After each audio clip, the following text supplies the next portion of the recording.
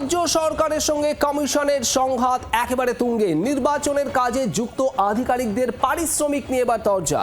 পারিশ্রমিক নিয়ে ফের তৎপর হলো নির্বাচন কমিশন। ইআরও, এইআরও এবং বিএলওদের বকেয়া মেটানোর নির্দেশ দেওয়া হলো। মুখ্য সচিবকে এই মর্মে চিঠি দেওয়া হয়েছে। চিঠি দিয়েই একেবারে কড়া বার্তা কমিশনের। নির্দেশ থাকা সত্ত্বেও এখনো ব্যবস্থা নেওয়া হয়নি।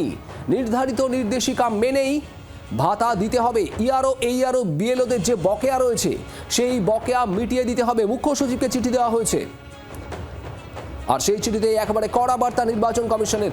অর্কদীপ্ত মুখার্জি আমাদের প্রতিনিধি রয়েছেন আমাদের সঙ্গে। অর্কদীপ্ত, এবার এইআরও, ইআরও, বিএলওদের বকেয়া মেটানোর নির্দেশ।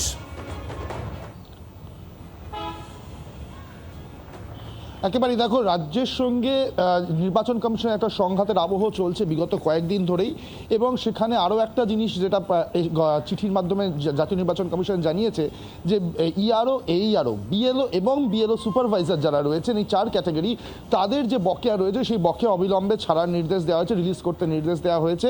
কারণ এর আগেও কিন্তু এই নির্দেশ গিয়েছিল। দেখো, নির্বাচন কমিশন একটা বিষয় খুব পরিষ্কার বারবার বলেছে যে বিএলও সুপারভাইজার, ইআরও বা এইআরও এরা একেবারে ডিরেক্ট ফিল্ড লেভেল ওয়ার্ক করছেন এই এসআইআর প্রক্রিয়ার সঙ্গে, এবং তাদের বকেয়া মেটানো অত্যন্ত জরুরি। এবং এর আগেও নির্দেশ এসছে, কিন্তু রাজ্যের তরফ থেকে এখনো সেই টাকা ছাড়া হয়নি বলেই পুরোপুরি পারিশ্রমিক মেটানো যায়নি। এর আগে সিও দপ্তর থেকে একটা সার্টেন অ্যামাউন্ট রিলিজ করা হয়েছিল, যেটা সরকারের তরফ থেকে পাওয়া গিয়েছিল, কিন্তু এখনও সেটার সিংহভাগ বাকি রয়েছে।